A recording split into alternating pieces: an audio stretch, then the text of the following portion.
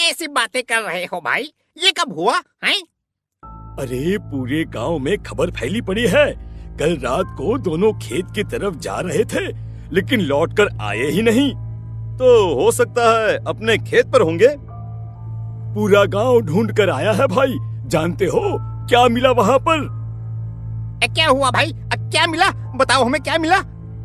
अरे हरिया की पत्नी सुमन के कपड़े पड़े हुए थे। शरीर का एक एक कपड़ा फटा हुआ झोपड़ी के बाहर पड़ा था, लेकिन दोनों पति पत्नी का कोई पता ठिकाना नहीं था। अरे भाई, लेकिन उसका जो दोस्त है ना रामू किसान, उससे पता करके आते हैं ना। अब तक तो दोनों साथ ही खेत पर जाया करते थे। हाँ, हमें उसके घर जाना चाहिए भाई। चलो वहाँ चलते हैं, चलो। वो सारे लोग रामू के घर पर पहुँचते हैं। रामू अपने घर के बाहर बैठकर हुक्का पी रहा था। आज सारे के सारे लोग टोली बनाकर मेरे घर क्यों आ रहे हैं? क्या कोई मर गया क्या भाई? अरे कैसी बातें कर रहे हो? तुम्हारा सबसे अच्छा दोस्त हरिया और उसकी पत्नी गायब है, और तुम यहाँ बैठकर हुक्का पिए जा रहे हो हैं? रामू ने अजीब सी नजरों से उन सब गांव वालों की तरफ देखा, जिसकी वजह से वो लोग एक बार के लिए डर गए। गायब है? अरे गायब नहीं है, मुक्ति मिल गई है। उन दोनों को मुक्ति मिली है। इस दुनिया में आकर हर इंसान पाप करता है, और उसे उसके पापों के लिए मुक्ति मिलना बहुत जरूरी है। अरे ये कैसी बहकी बातें कर रहे हो भाई? हैं? और इसका चेहरा अजीब सा क्यों लग रहा है? लगता है दोस्त के मरने का गम बैठ गया है। पागल हो गया है शायद ये पागल। ये बात सुनते ही रामू चीख कर जोर से चिल्लाते हुए कहता है, पागल मैं नहीं हूँ, पागल तुम सब हो, और ये शैतानी जंगल अब तुम में से किसी को नहीं छोड़ने वाला, सबको खा जाएगा। याद रखना मेरी बात। शैतानी जंगल? कैसा शैतानी जंगल? लगता है रामू पागल हो चुका है। हमें यहाँ से चलना चाहिए भाई। चलो। तभी रामू की पत्नी बाहर आती है। नहीं, आप लोग इनकी बात का बुरा मत मानिए। 2 दिन पहले हरिया के साथ खेत पर गए थे। जब से वहाँ से आए हैं तब से ऐसी ही बातें कर रहे हैं। भगवान जाने ऐसा क्या देख लिया उन्होंने, खेत में कुछ भी बड़बड़ाते रहते हैं। लेकिन गांव के लोगों ने कमला की कोई बात नहीं सुनी, और वो सब वहां से चले गए। रात अब धीरे धीरे ढलने लगी थी। तभी अचानक किसी ने धीमी सी आवाज में रामू को पुकारा। रामू, आ जाओ, मैं तुम्हारा इंतजार कर रहा हूँ। और सुनो, अपनी पत्नी को साथ लेकर आना, नहीं तो काम अधूरा रह जाएगा। ये आवाज सुनते ही रामू के चेहरे पर शैतानी मुस्कुराहट आ जाती है। वो धीमे कदमों से अपने घर के अंदर आता है। क्या हुआ? तबीयत ठीक है ना अब आपकी? मैं तुझे अपने साथ खेत पर ले जाने आया हूँ, चल। मैं तुम्हारे साथ कहीं नहीं जाने वाली। मुन्ना गहरी नींद में सो रहा है, और उसे अकेला छोड़कर मैं तुम्हारे साथ खेत पर नहीं आ सकती। वैसे भी तुम्हारे उन खेतों में भगवान जाने कौन सा राक्षस घूम रहा है, मुझे तो डर लगता है। रामू गुस्से में दांत पीसता अपनी झोपड़ी से बाहर आ जाता है, और कमला गहरी नींद में अपने बच्चे के साथ सो जाती है। तभी अचानक रात को रामू की झोपड़ी के ऊपर एक साया वही गाना गुनगुनाते हुए घूमने लगता है जो हरिया के मोबाइल में बजा करता था। मैं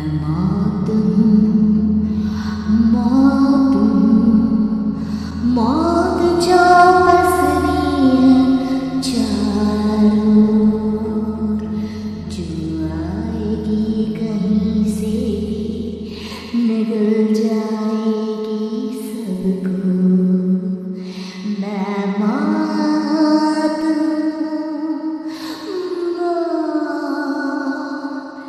अब मैं छोड़ूंगी नहीं किसी को।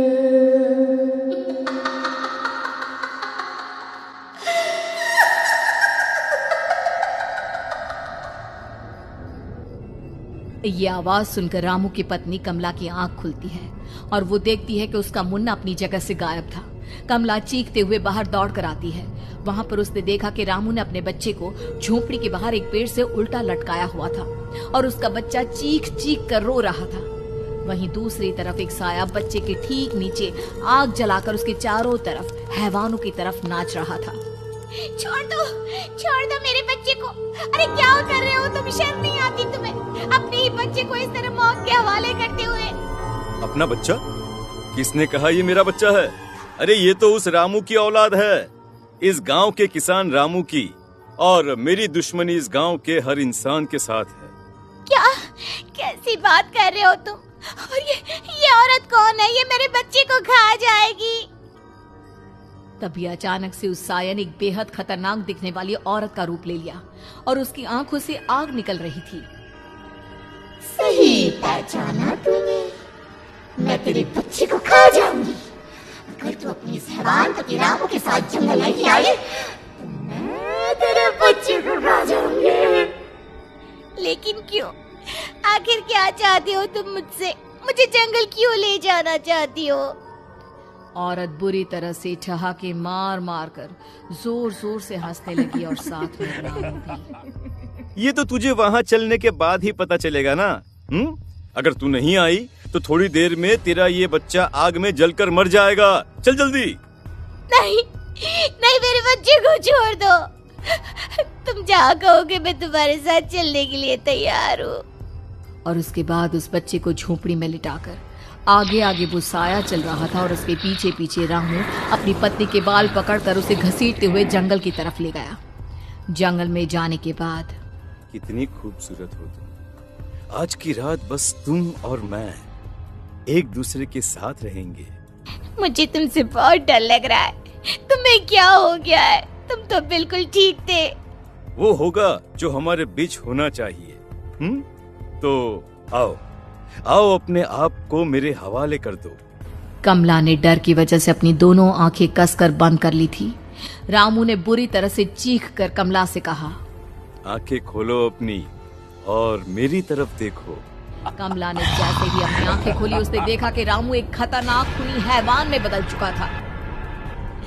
कौन हो तुम? जाने दो मुझे। क्या चाहते हो मुझसे? वही जो एक आदमी एक औरत से चाहता है।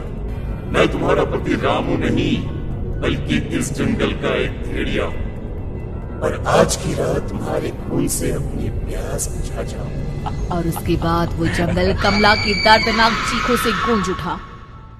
अगली सुबह कमला के कपड़े भी जंगल में उसी तरह पाए गए जैसे कि सुमन के पाए गए थे। इस घटना के बाद पूरे गांव में दहशत का माहौल था। अपने माँ बाप की मौत और गांव में हो रहे इस तरह की घटनाओं की खबर सुनकर किशन शहर से गांव लौट आया था। अपने माँ बाप की बेदर्द मौत की वजह से वो बहुत परेशान था। तभी अचानक उसे अपने घर में खाट के नीचे पड़ा हुआ वो मोबाइल फोन मिला जो उसने अपने पापा हरिया को गिफ्ट किया था। अरे कितने प्यार से पापा के लिए मोबाइल फोन लेकर आया था। इसे एक दिन भी काम में नहीं ले पाए। और आखिर कौन है जो गांव में इस तरह की हत्याएं कर रहा है? क्या है इन सब के पीछे? क्या है?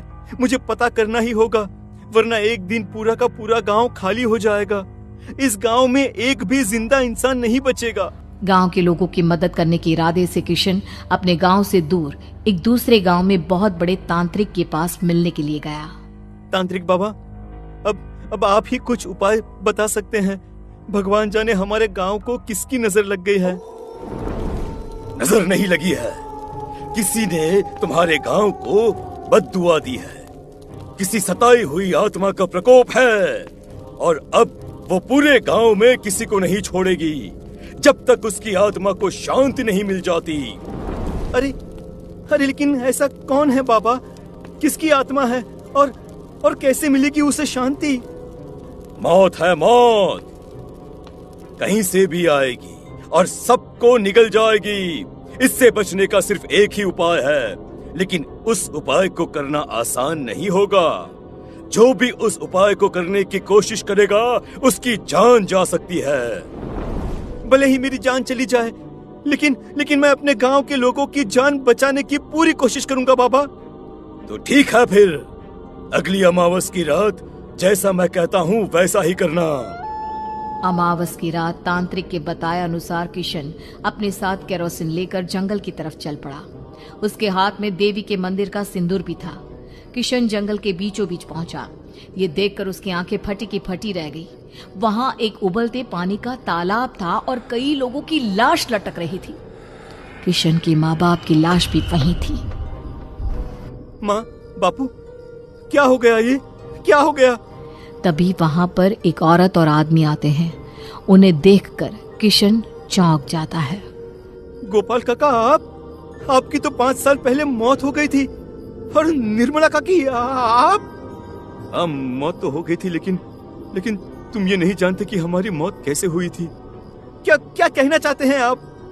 कुछ नहीं, बस ये जान लो कि अब इस गांव में कोई जिंदा नहीं बचेगा। लेकिन क्यों काकी? क्योंकि 5 साल पहले इन गांव वालों ने मुझे डायन बताकर पत्थर मार मार के मार डाला। मेरी कोई गलती नहीं थी। गांव का एक बच्चा क्या लापता हुआ, सारा इल्जाम मेरी पत्नी पे डाल दिया। और जब मैंने निर्मला की जान बचाने की कोशिश की तो मुझे भी मार डाला। आपके साथ ये बहुत गलत हुआ काकी, लेकिन आप जो कर रहे हैं वो भी सही नहीं है ना?